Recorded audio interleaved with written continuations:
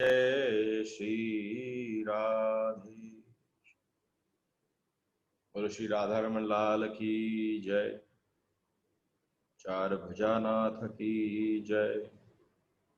गिरधर गोपाल की जय। आप सबको प्रणाम। मीरा की अवस्था दिन प्रतिदिन भावावेश की एक एक पायदान के ऊपर बढ़ रही थी। अभी तक सब कुछ संभाला हुआ था, लेकिन जब भाव छलांग लगाता है आपके भीतर से तो आपको बिल्कुल ज्ञात नहीं रहता। देखिए, जो आज की स्थिति है मीरा के इस यात्रा की, जो हम सब मिलकर साथ कर रहे हैं, इसमें एक छोटा सा आवश्यक तत्व अवश्य है। हम उस भाव के उत्साह के उत्सव के भीतर हो रहा हो, वो कैसे भीतर छलांग लगाता है इससे हम परिचित नहीं। जो परिचित नहीं है उसे यहाँ पर मीरा का जिस स्थान से आप गुजरने वाले हैं मीरा के जीवन में, ये एक वही समझ सकता है जिसको उस अवस्था का प्रसाद मिला। मीरा को जब मैंने बोला कि भावावेश की सीढ़ियों पर चढ़ना प्रारंभ हो गया, अत्यधिक समय भाव में ही निमग्न होकर डूबने लग गया। ये बहुत सारे लोग यहाँ पर उपस्थित हैं, शायद किसी को ये बात समझ में आए या ना आए, लेकिन अगर आप मीरा के साथ होते हैं और आप देखें कि अब तक एक अनुभूति होती है जो कहीं भीतर उठती है, और वो भीतर होती हुई अनुभूति अगर बाहर प्रकट होने लग जाए, अगर वही अनुभूति भीतर वाली घटना आपके बाहर घटने लग जाए, तुम्हारा भीतर कृष्ण से रमण हो रहा हो, तुम उनके साथ मिल रहे हो, तुम आलिंगन कर रहे हो, तुम उनका अपना माथा जो है उनके कंधे पर रखकर चल रहे हो, और ये अभी तक तुम्हारे अनुभव में नहीं हो पाया, सजीव नहीं हो पाया,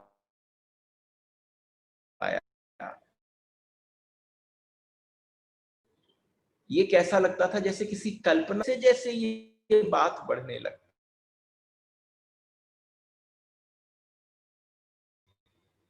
ये सजीव problem I face with people जो थोड़े ज्यादा पढ़ लिए। संसार में अगर हम लोगों को डिवाइड करें, ये डिविजन्स ही गलत हो गए। You would divide somebody with caste, colour and other things. Divisions कौन से हैं? डिविजन्स हैं बुद्धि का और शुद्धि का। आज जहां पर प्रवेश हो रहा है, यहां से बुद्धि साथ नहीं देगी।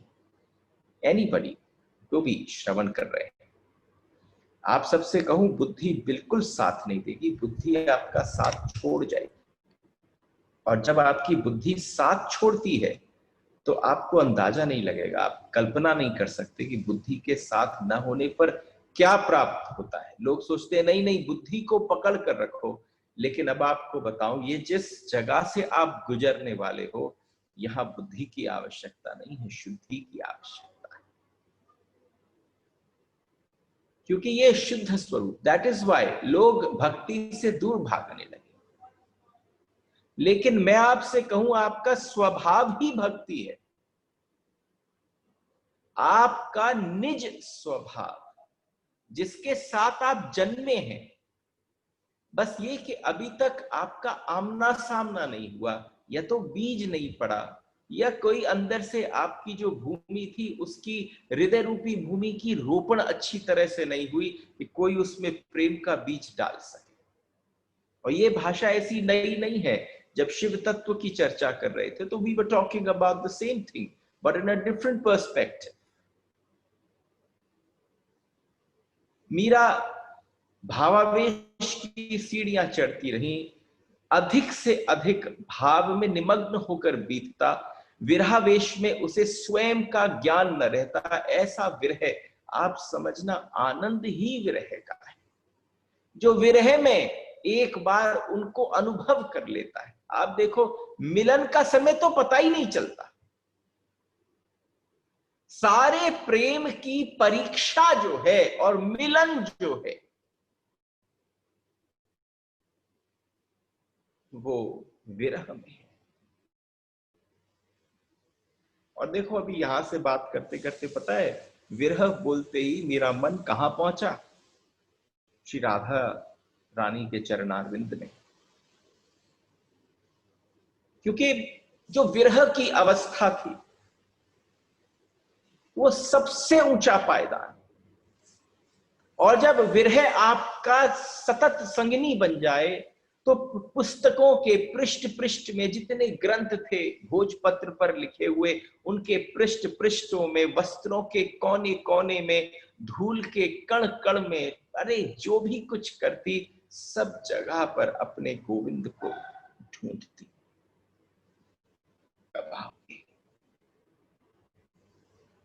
और आपको बताऊं, वास्तविक मिलन ही तब होता है जब विरह की पगडंडी से कोई निकल जाए।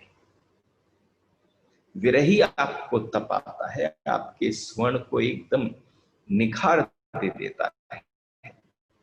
कभी ऊंचे चढ़कर पुकारने लगती, कभी संकेत से बुलाती, कभी हर्ष के आवेश में इस प्रकार दौड़ती माता घुटना पड़ता, कहीं जाके किसी चीज से टकराती तो जैसे सब कुछ लुप्त हो गया, बीच में वही अगर एकदम कोई झलक दिख जाती। तो इसलिए आज प्रारंभ करने से मैंने आपसे कहा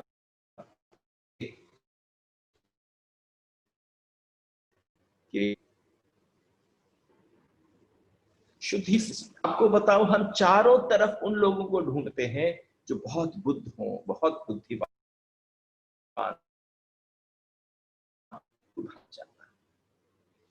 किसको पकड़ लेना?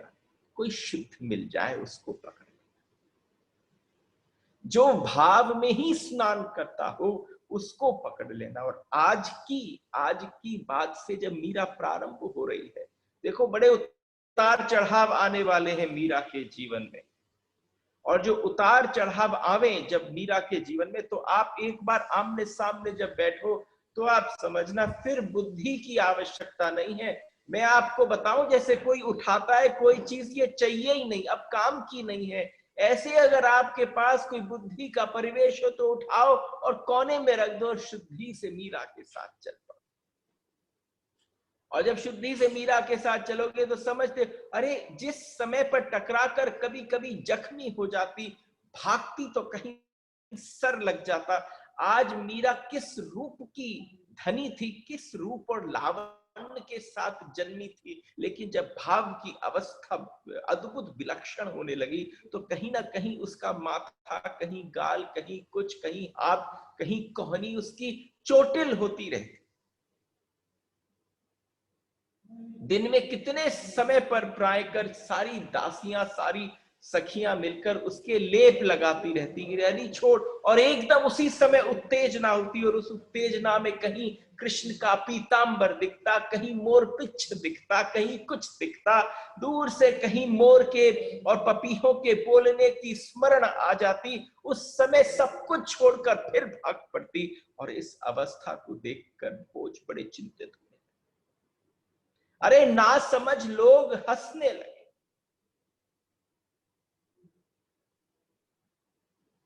बुद्धि वाला तो हंसेगा ही। हमें भी अगर कोई बैठा हो तो ये सोचेगा जाने क्या बोल रहे हैं। लेकिन इसलिए मैंने आपसे कहा कि अगर हम इस पथ पर चल पड़े हैं, इस समय बुद्धि की आवश्यकता नहीं, और शुद्धि की दृष्टि अगर आपकी खुल जाए और आप देख पाओ तो आप पाओगे कि वास्तव में भाव के समुद्र में कोई तैरे, कोई भक्त, तो उसकी अवस्था कैसी हो सकती है। भोजराज देखते ही होली या गणगौर के दिन में महल में बैठी मीरा की साड़ी अचानक एक दिन भीग गई, और जैसे उस समय तरसते हुए से भोज देखते चारों तरफ होली का उत्सव था और एकदम किसी अटारी पर से, किसी झरोके के पास से एकदम तीव्र गति से जल की धारा आई और मीरा की सारी साड़ी को भिगो कर चली और एकदम भोज मीरा की तरफ दृष्टि न कर कर उस ओर देखते हैं जहां कहीं कोई कृष्ण की छटा, कोई अद्भुत विलक्षण छवि के दर्शन हो जाए। आप समझो दोनों एक से मिल गए। जोड़ी भी बनाई तो कैसी बनाई कि ऐसी विलक्षण जोड़ी बनाई कि जहां पर जब मीरा भीगी तो एकदम, कभी कभी रात पर छत पर टहल रही होती तो अचानक मीरा किसी के कंधे पर अपना सर रख लेती और आप समझना ऐसा सर रखती कि आज भोज को न दिखता लेकिन मीरा का सर टस से मस न होता। इसे कोई अभिनय करे तो पता चल जाता। और उस समय पर मीरा को न देख पाते भोज, उस समय उस छवि को बनाने की चेष्टा करते अपने मन के अंदर कि मीरा किसके कंधे पर सर रखकर होगी, वो रूप कैसा होगा जिस पर ये रूप की खान जो है वो पूरी तरह से न्यौछावर है, लेकिन भोज की आंखें तरसती रही। और फिर कि ऐसे किसी हाथ को थाम कर कभी वो नाम लेती, चंपा, पाटला। एक दिन तो उसने जब नाम लिया, नाम लेते लेते क्या बोली, उसके मुख से निकल गया, हो किशोरी जो। और जब मीरा के मुख से नाम निकला किशोरी जू, उस समय जैसे कोई अंदर भीतर विद्युत की तरंग पहुंच गई हो कि आज किसके दर्शन किए, कि आज ठाकुर के साथ साक्षात राधा रानी के दर्शन। ये मैं सिर्फ इसलिए समझा रहा हूं कि जो भाव की अवस्था धीरे धीरे बढ़ने वाली है और फोल्ड ऑफ इवेंट्स होने वाले हैं। आप समझना, ये बातें कहने की नहीं। फंस गया हूं, इसलिए फंस गया हूं क्योंकि मैंने अपनी तरफ से ही कह दिया कि मीरा पर चर्चा करें। और जब आ ही गए हैं, जब बैठ ही गए हैं, तो फिर बैठकर फिर उसमें अधूरापन नहीं ला सकते। इसलिए भाव की अवस्था भोज के आदेश से अब आप समझेंगे कि ये सारी बातें जो आप श्रवण कर रहे हो, जरा ध्यान देने की बात है। जितनी बातें आप श्रवण कर रहे हो, जितनी बातें आप श्रवण कर रहे हो, ये सारी बातें कहां से पैदा हुई? किसी साहित्यकार ने क्या मनगढ़ंत कोई रचना कर दी कि नाना तुम सबका मन करेगा कि भोज के चरणों में अपना मस्तक रख दो, अपने अपने घरों में कहो कि भोज कैसी अवस्था के थे, आपस में चर्चा करो। भोज ने एक दिन सारी सखियों को बुलाया, जब उन्मास्था में मीरा बैठी थी, और सारी सखियों दासियों को बुलाकर, जिनके साथ कभी महाराज कुंवर वार्तालाप भी न करते थे, आज उन्होंने हाथ जोड़कर विनय किया कि आप सबसे कहता हूं, जो भी कुछ मीरा करती हैं, जो भी कुछ मीरा के साथ घटता है, जो भी कुछ मीरा सोते समय बड़बड़ाती हैं, जो भी कुछ उनके मुख से गीत पद आदि निकलते हैं, आप सबका दायित्व है उसको एक एक दिवस कर कर लिखना प्रारंभ कर दीजिए। हमें ऐसे ही थोड़ी ना मिल गया। हम और आप कोई कल्पना कर सकते हैं उस अवस्था की। भोज ने कितनी विजन रखी होगी, कितनी आगे की सोची होगी कि ये विलक्षणता है, कहीं कोई आ गई है, मैं निमित्त बन गया, उसको डॉक्यूमेंट कैसे करूं। तो पूरी जो डॉक्यूमेंट्री थी वो अंदर सखियों को काम सौंप दिया गया, उन्होंने लिखना प्रारंभ कर दिया। तो धन्य है उन भोज के, उन भोज की धन्यता क्या कहें जिन्होंने एक एक पल पल को कैद किया। तुम जो श्रवण कर रहे हो वो अधूरा है, अरे समय की भी सीमा है कि तुम पद पद पर बोल पाओ कि मीरा के साथ क्या घटा रोज। और भोज ने जब बोला तो उनके आदेश से उन्होंने कहा, हुक्म, अब तक जितना मेरे सामने हुआ, बचपन से जो मेड़ता में रहती थी मीरा, मैंने सब कुछ लिखा।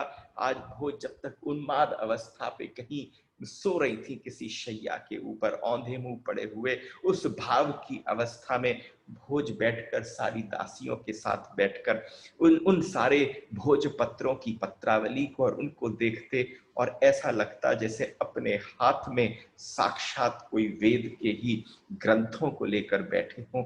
एक एक अवस्था, एक एक सीढ़ी, जिन जिन सीढ़ियों को चढ़कर मीरा यहां पहुंची, उस भाव के सिंहासन पर बैठ गई। ये घटता है, साथ अपने आप लोग होते हैं। आप समझो, जिसके साथ घटता है वो घटने के उस अवस्था को थोड़ी ना खुद लिख सकता है। जब ये घटा और किसके सामने घटा, और जब वो बोलती, जब वो मुस्कुराती, तो उस समय हर एक भाव को ये लिखती चली गई, वही भक्ति के गीत बनते चले गए।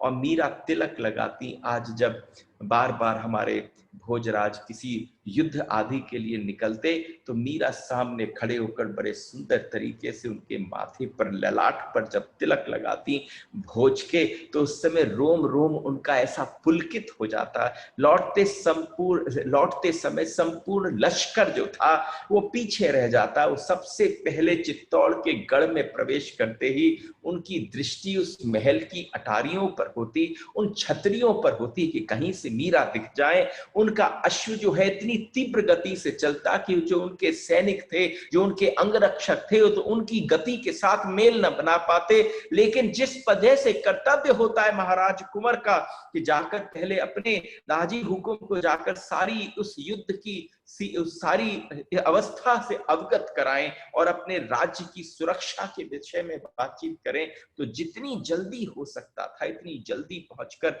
अपने पिता से, महाराणा सांगा से भेंट कर सीधे के सीधे दौड़ कर जाकर देखते। क्योंकि भाव की अवस्था ये हो गई कि भोज के मन में होता कि पता नहीं लौटते समय मीरा के कौन से रूप को देखूंगा, कौन कौन सी जगहों पर उनके ठोड़ियों में इधर उधर चोट लगी हुई होगी, वो किस अवस्था में पड़ी होंगी। उनको बार बार यही चिंता सताती। नाचना गाना, गरीबों को अन्न वस्त्र आदि सब होते, जब जब लौट कर जीत कर आते तो मीरा संग खड़ी हो जाती और सबके साथ खड़े होकर सब में जो वितरण आदि किया जाता उस समय करती। और यहाँ पर सबको निवेदित प्रणाम कर कर जब वो वापस पहुंचते, तो उनके वापस पहुंचने की अवस्था को पाकर मीरा भी बहुत आनंद से कहती। और मीरा कहती, अब कितने दिन का वास है चित्तौड़ में, अब आप कितने दिन यहाँ रहने वाले हैं, अब यहाँ पर जो आप रहते हैं कहीं पधारना तो नहीं है, कुछ दिन रहिएगा। अब मैंने बड़ी सुंदर सुंदर प्रसाद बनाए हैं, आज ठाकुर जी के दर्शन करिएगा। रोज आकर नित नई तरीके से भोज के साथ संवाद करती, और जब करती अथवा युद्ध में कोई कठिन घाव तो नहीं लगा, और अगर कोई कठिन घाव आदि लग भी गया हो तो मैं चाहती हूँ कि आप उससे छुपाना नहीं, मुझे अच्छी तरह से बताना। और फिर उसके बाद उनको भोजन कराकर विश्राम का आग्रह करती कि अच्छा मैं चलती हूँ अपने गिरधर गोपाल की सेवा के लिए, आप विश्राम कर लीजिए।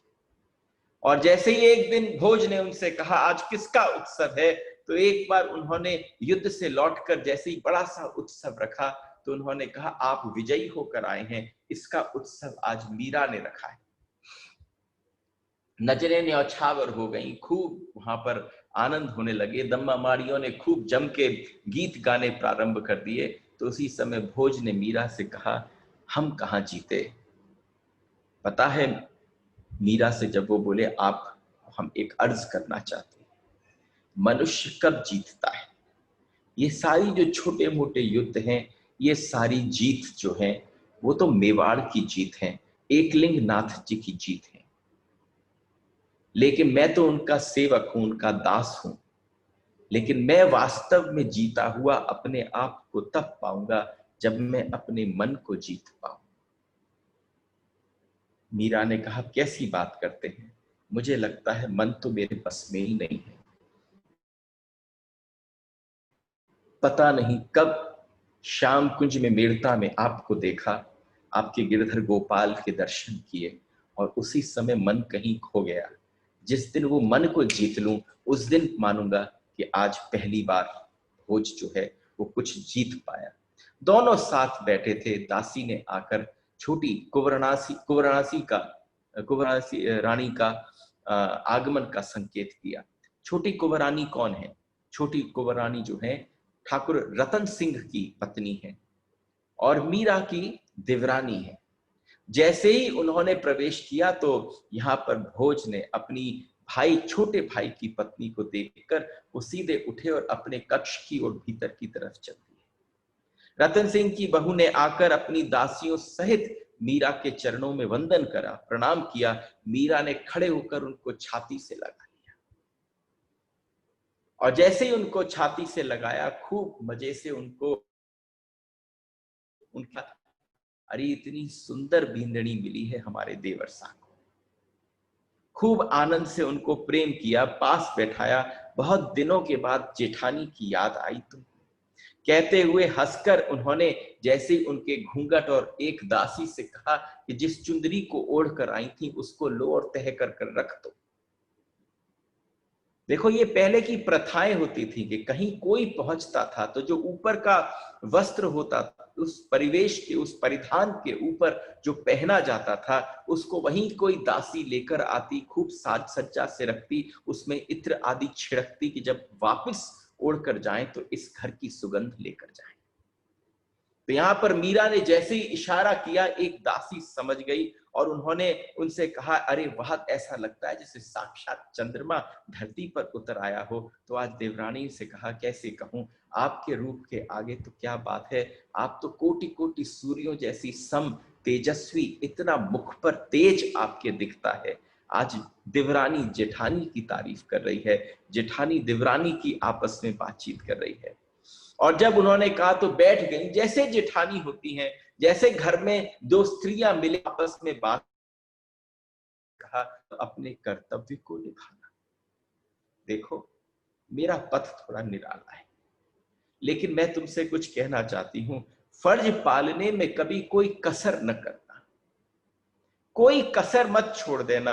बुजीसा से पूछकर तो आई हो ना, उनके आदेश के बिना कहीं आना जाना भी मत करना, उन्हें प्रसन्न ही करना। कभी देख लेना वो तुमसे अप्रसन्न न हो, एकाएक वो हंस पड़ी बीननी, तुम समझ रही होगी कि तुम्हें सारी सीख दे रही हूं, लेकिन इन सारी सीखों का अपने ऊपर मैं कोई लालन पालन नहीं करती, इसको मैं मानती नहीं हूं। पर मैं क्या बताऊं, ऐसा भाग्य लिखा कर आई हूं, एक भाग्य ही हूं कि इतना सुंदर वंश में मेरा ब्याह हुआ, लेकिन तब भी आकर इसमें सबकी सेवा नहीं कर पाती क्योंकि मेरा थोड़ा पथ निराला है। देवरानी ने अनमोल ही माथे को अब उनके चरणों में अर्पित कर दिया। उसका अर्थ समझकर मीना ने कहा, सच कहती हूँ बीरनी, अपनी ओर से तो मैं कोशिश करती हूँ, किसी को दुख नहीं देना चाहती, किसी को अप्रसन्न नहीं करना चाहती, लेकिन निश्वास छोड़कर पूरी बात भी न कर पाई। लेकिन कहकर उस देवरानी ने जैसे ही हाथ पकड़ा तो उन्होंने कहा, क्या बताऊं, जब से गोविंद मेरे जीवन में आए उन्होंने मेरा पथ दूसरा कर दिया है, इस संसार की तरफ रुचता ही नहीं। अब रनिवास में कम जितनी भी हमारी काकी भौजाइयां हैं वो कम से कम तुम्हारे साथ पूरी पूरी अपनी इच्छा पूरी कर लेंगी, जो इच्छा मैं पूरी ना कर पाई। सबको जाना रोज सुबह सुबह पग लगने के लिए, ये सारे रस्म निभाना अच्छी तरह से। मीरा ने दासी को बुलाया, चमेली जरा यहाँ आ। और चमेली को जब बुलाकर निमंत्रण दिया, जो हमारे पास चित्तौड़ से पलड़ा आया था, उस चित्तौड़ को, मेवाड़ के पड़ले को लिया तो उसने पूरा का पूरा संदूक भरकर लेकर आभूषणों से और दिव्याति दिव्य वस्त्रों से, एक से एक बहुमूल्य रत्नों से भरा पड़ा वो पलड़ा जब सामने खुला तो चांदी के बड़े बड़े थालों के ऊपर वस्त्रों को रखकर बड़े सुंदर तरीके से उन दासियों ने सजाया उस पूरे पलड़े को।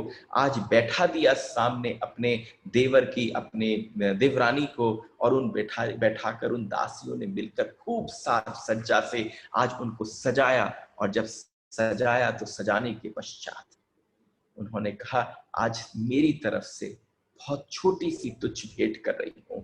जो मेवाड़ से पड़ला गया था, आज वो पड़ला उन्होंने अपनी देवरानी को भेंट स्वरूप में दे दिया। और उस समय रतन सिंह के साथ छोटे देवर का भी आगमन हुआ। आज पहली बार आप नाम श्रवण करेंगे, आगे आने वाले समय में बहुत ज्यादा नाम श्रवण होगा। विक्रमादित्य भी विक्रमादित्य इनमें थोड़े छोटे थे, क्योंकि महाराणा सांगा के परिवार को अगर आप देखें तो उसमें कई सारी पत्नियां थी उनकी, और उन सारी पत्नियों में अलग अलग, किसी के एक पुत्र, किसी के दो, किसी के पुत्रियां भी। तो ऐसे उन अलग अलग सौतों से जो पुत्र पैदा हुए, उनमें से जो सबसे छोटी रानी थी, जिनके साथ महाराणा सांगा का विशेष लगाव भी था, उन विक्रमादित्य को लेकर आज रतन सिंह आए। दोनों भाभी और देवरों में मिलकर बड़े मौज से खूब अलग अलग विषयों पर चर्चा होती रही। लेकिन मीरा गौर से देखती रही कि जितने मिलनसार रतन सिंह जी हैं, उतना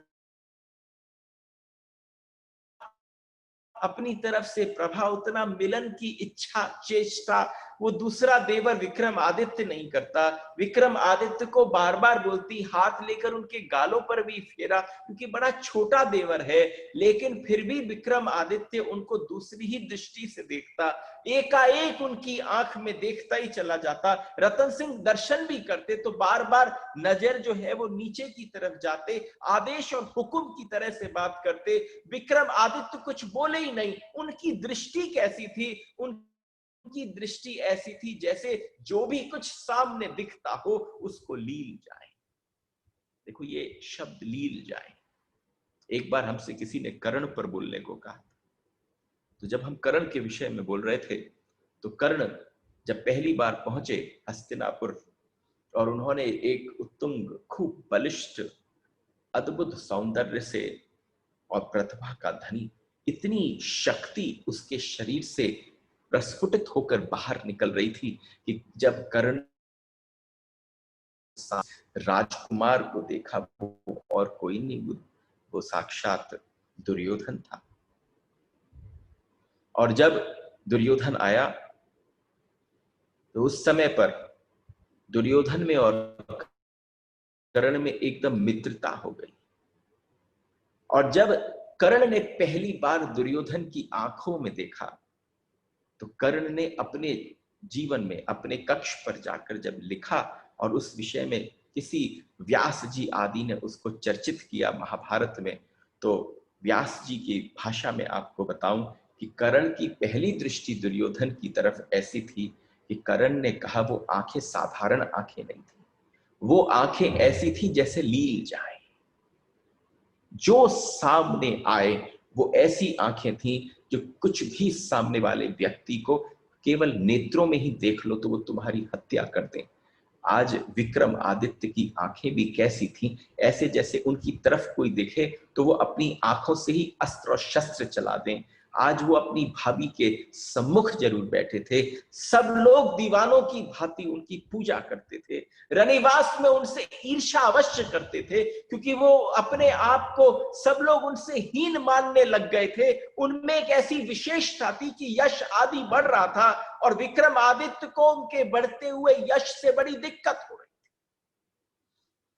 आने वाले समय में जब आपका भेंट होगी विक्रमादित्य से, तो आप देखेंगे कि विक्रमादित्य ने जो रोल प्ले किया, वो रोल था जैसे भगवान ने उस समय पर कोई ऐसी लीला रच दी हो कि मेरे आगमन का, मेरा तरीका, अरे इसका मुझसे मिलना कब होगा? जब इसके जीवन में दुख का, संताप की घड़ी बढ़ जाए।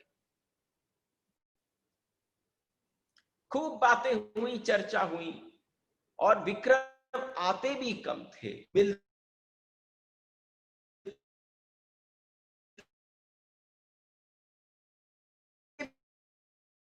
ही कम थे। और जैसे हमें बिल्कुल ऐसा नहीं कि कोई आदेश या हुक्म,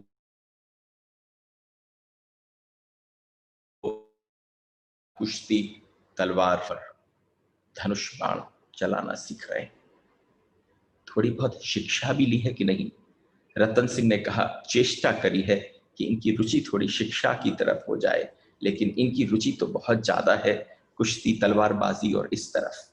तो जब सारी बातें कही, मीरा ने कहा, एक साथ बहुत कुछ सीख रहे हैं, लेकिन इतना जरूर ध्यान रखना कि शिक्षा के प्रति कभी भी अभाव नहीं होना चाहिए। वो शिक्षा ही है जो आपको कुछ नया दिखाती है और आपके जीवन में एक ऐसी घड़ी लाती है कि आप भविष्य को देख पाए। उस समय पर बालक स्वीकृति में विक्रमादित्य ने सर तो हिला दिया, लेकिन दोनों कर वहां से विदा हो गए। यहां पर भावावेश की अवस्थाएं बढ़ती चली गई। जो भावावेश की अवस्था थी वो अद्भुत तरीके से बढ़ती चली गई। अचानक चीख सी सुनी, भोजराज नींद में थे, एकदम उठकर भागे। भागे देखा तो आज अपनी शैया पर औंधी पड़ी थी। अरे ऐसी पड़ी थी जैसे पानी में से किसी ने मछली को निकाल दिया हो। तड़फड़ा रही थी, हिलकियां ले लेकर रो रही थी, बड़ी बड़ी आंखें मोतियों की माला पिरोए हुए, उनमें से झरझर झरझर अश्रु बह रहे थे। व्याकुल दृष्टि किसी को ढूंढ रही थी। झरोके में झाली में से झान छन कर जैसे चंद्रमा की किरणें उनके ऊपर पड़ रही थी और उनके रूप को स्नान करा रही।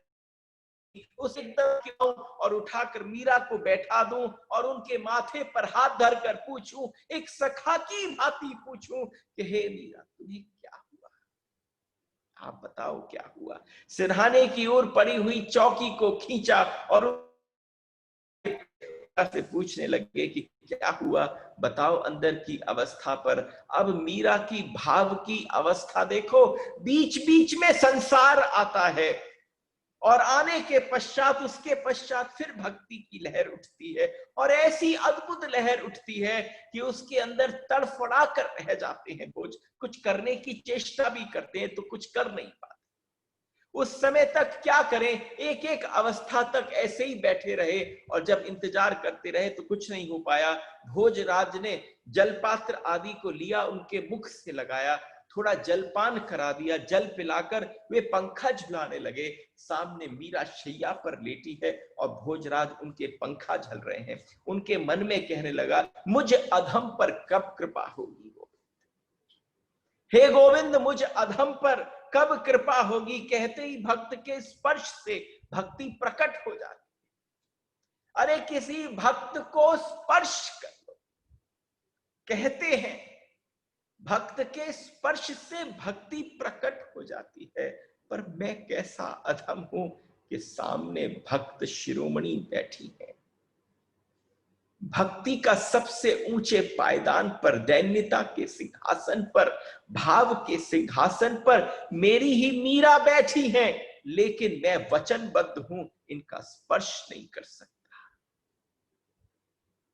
आज उनके मन के अंदर ऐसी वेदना हो रही है। तब तक मीरा अचेत हो गिर पड़ी। उन्होंने मंगला, चंपा आदि को एकदम बुलाया और जब बुलाया उनसे कहा, जरा इनका ख्याल रखना। संभाल के लिए सचिंत सचेष्ट हो रहे थे भोजराज। मीरा की अवस्था कभी कभी ऐसी होती कि 2-2, 3-3 दिन तक भावावेश अवस्था में रहती। सेवा सारी सखियां दासियां करती। कभी कभी तो हफ्ता हफ्ता भर तक उनको चैन नहीं मिलता, ऐसा लगता कि उसी में रमण कर रही हैं, कृष्ण आ गए हैं।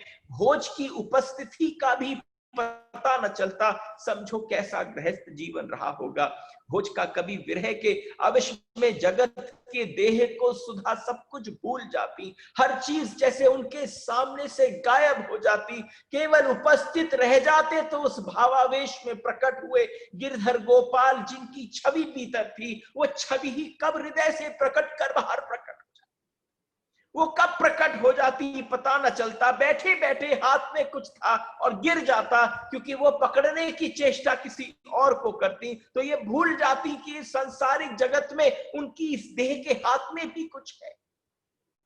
ऐसी अवस्था से गुजर रही थी। और सबसे बड़ी बात है कि उस समय, जिस समय यहां पर भोज की अवस्था कैसी हो गई कि आज भोज का कहीं जाने का मन न करता, लेकिन जब भी रण का समाचार आता कि कोई युद्ध में जाना है तो उसी समय सबको पीछे कर रतन सिंह आदि सबको पीछे कर देते, सावंतों को मना कर देते कि मैं सेना लेकर जाऊंगा मेवाड़ से। यहां पर राणा सांगा को बड़ी चिंता होने लग गई कि मेरा पुत्र बार बार किसी चीज में रुचि नहीं दिखाता, लेकिन ऐसी क्या अवस्था है कि हर बार मृत्यु के उस कुएं में प्रविष्ट करने के लिए तत्पर हो जाता है, सबको मना कर देता है। ऐसा लगता जैसे उसने अपने जीवन में जिस चीज को हासिल करना था, जो सेवा करनी थी, कर ली। बहुत सारी मन में बातें उठ रही थी और ऐसे उतावल होते थे। आज हमारे भोजराज जैसे नया नया जवाई ससुराल जाने के लिए तत्पर और तैयार हो जाता है, ऐसे युद्ध में जाने के लिए आज लेकिन भोजराज का आगरा में युद्ध हुआ, जीत तो गए लेकिन विष युक्त बाण लग गया। और जब विष से, एक जहर से आगे की नोक पर जहर लगा दिया और वो बाण उनके बाह में जाकर घुस गया।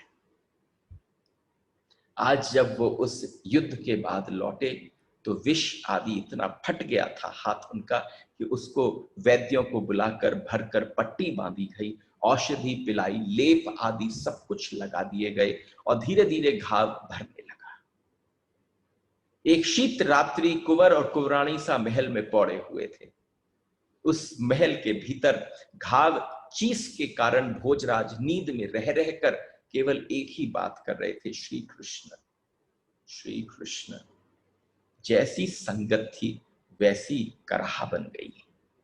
वो मीरा के हृदय की कराह थी। वो कब भोज की हृदय की पीड़ा बन गई।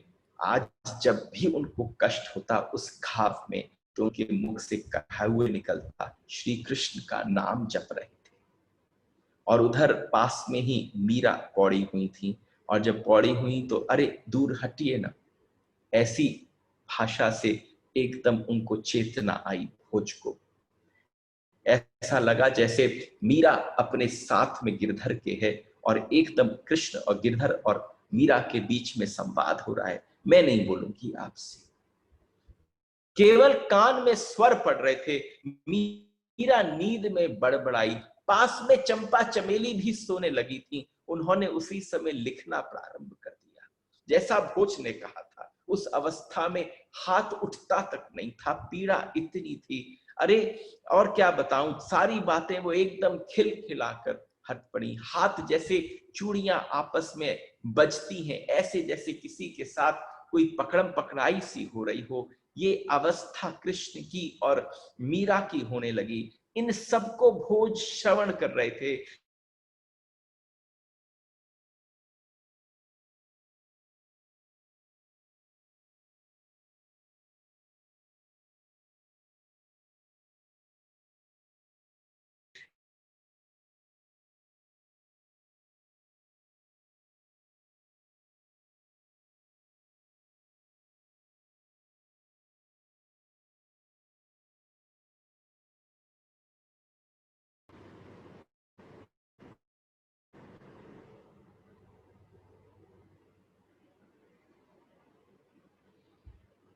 It'll just take 2 minutes to recollect, please.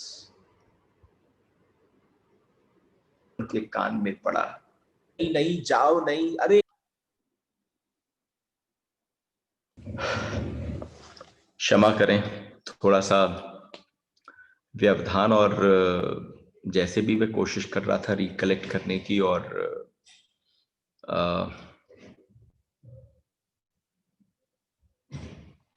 2 minutes.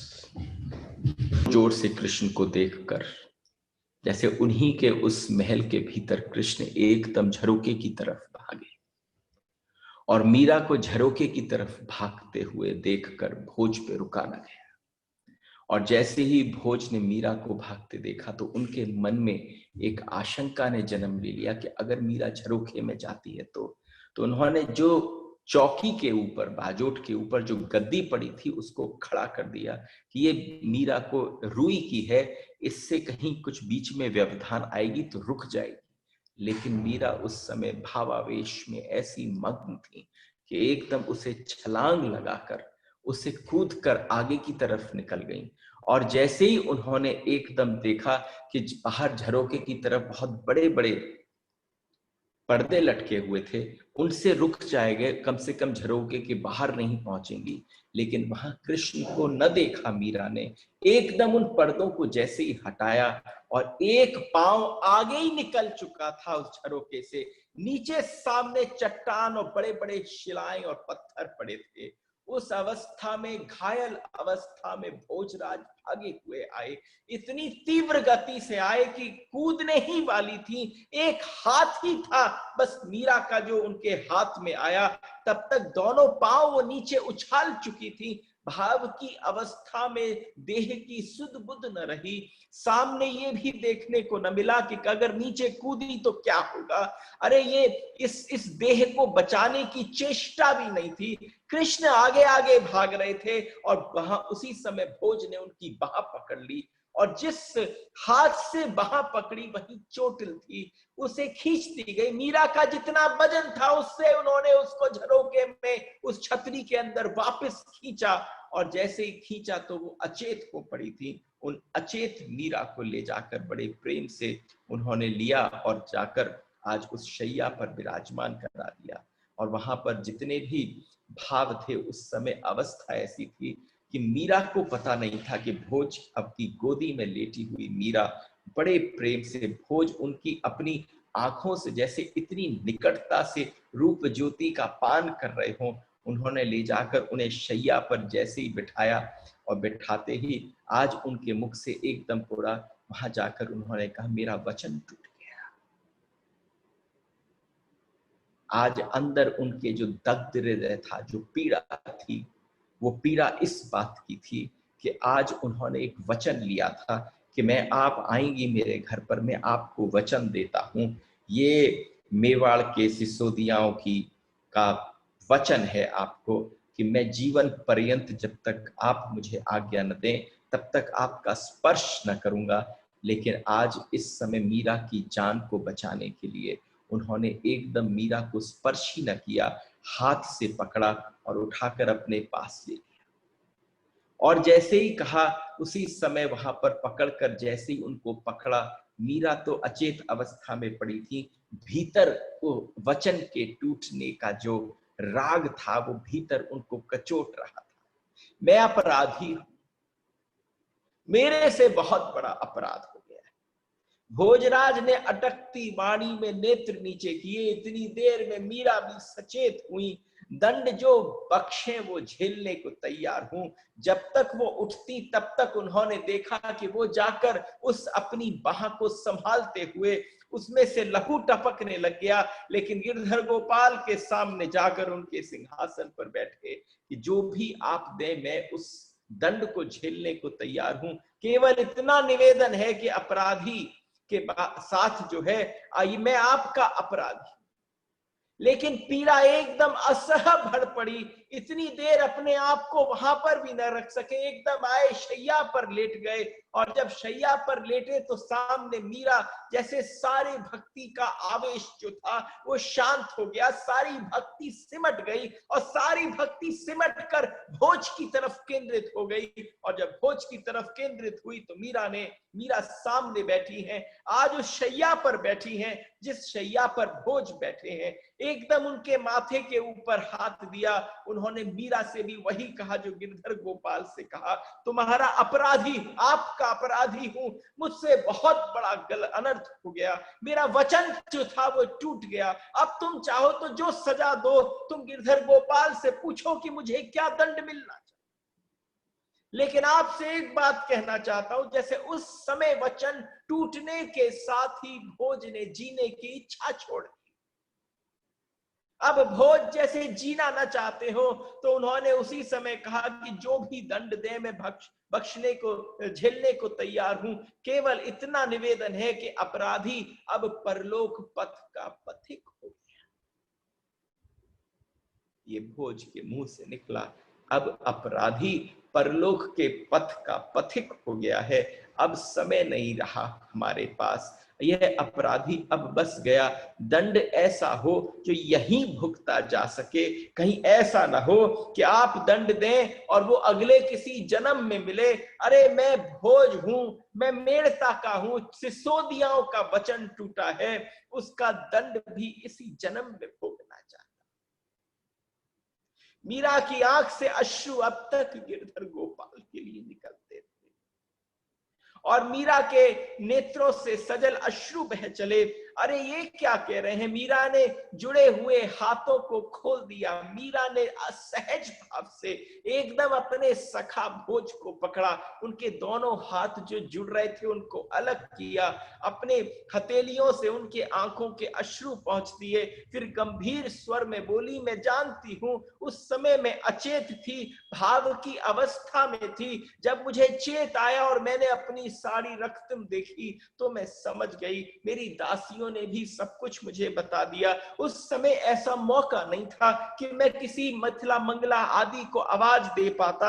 आप कूद चुकी थी, वो तो बस मैंने पकड़ा और आपके घायल हाथ ही, मेरे घायल हाथ से ही आप पकड़ में आई और उसी समय देखा तो वो पूरा खिल गया था। जहां पर टांके लगे थे वो घाव पूरा खुल गया था।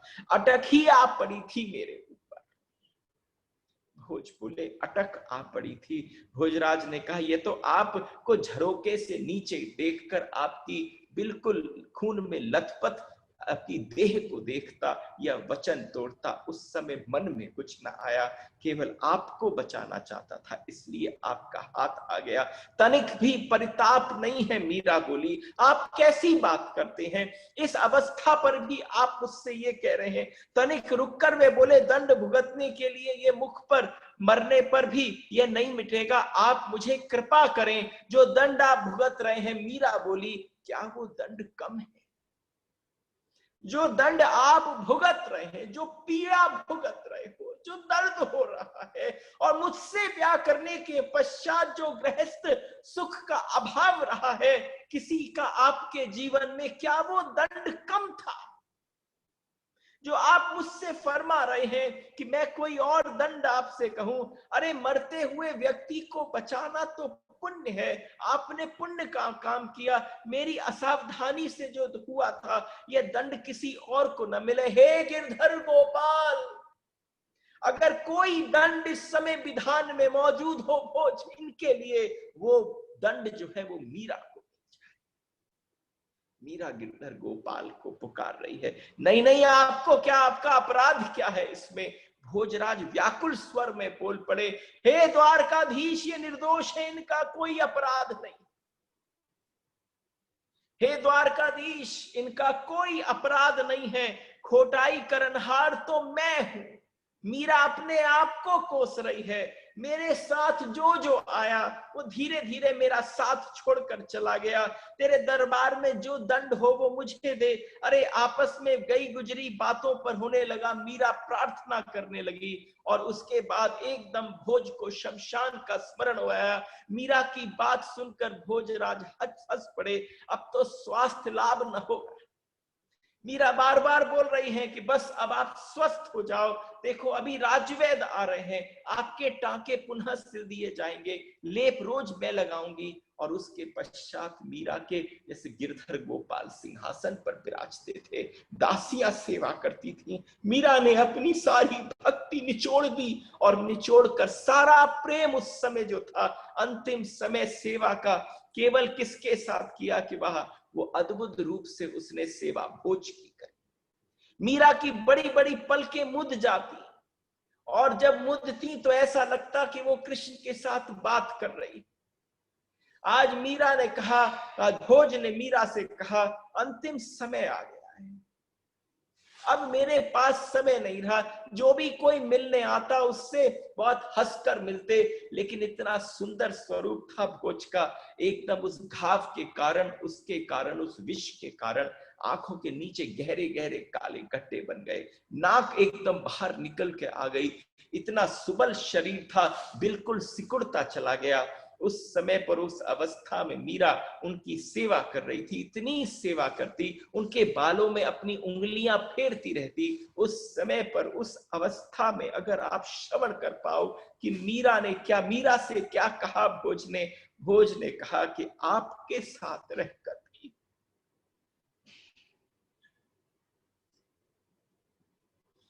आपकी शरणागति पाकर, अरे भक्त की शरणागति में तो ऐसा कहते हैं कि साक्षात भगवान दर्शन दे देते हैं।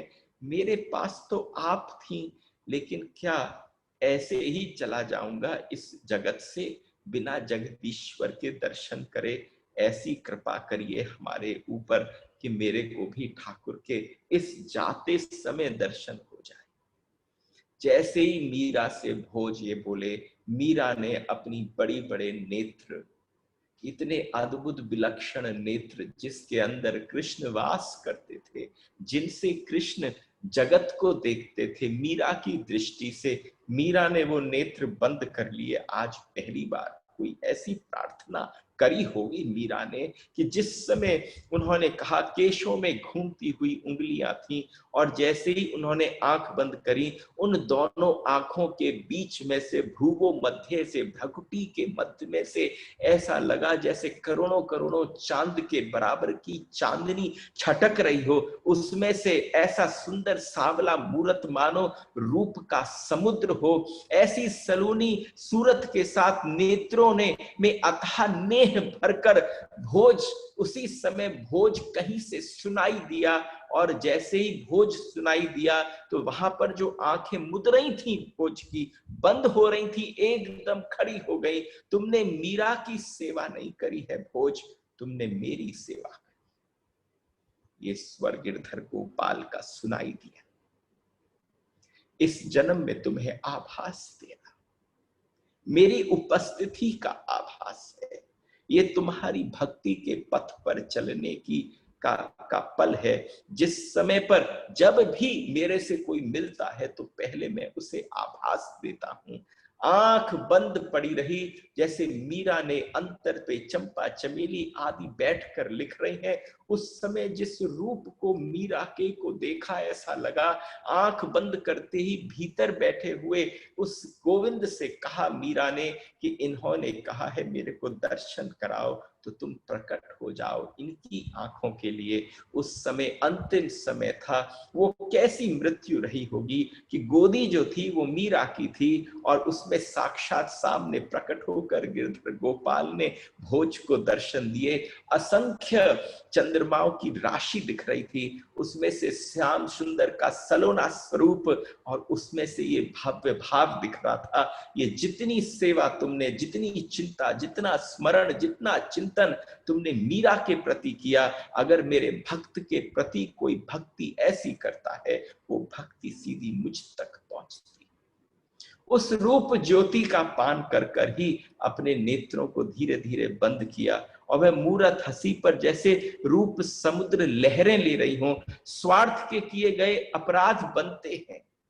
यहाँ पर तो निस्वार्थ भाव से सेवा की गई, और वो निस्वार्थ भाव से सेवा कहाँ पहुंची कि वो सारी सेवा ठाकुर तक पहुंची। और धीरे धीरे सबके सामने देखा कि आंखें मुदती चली गई।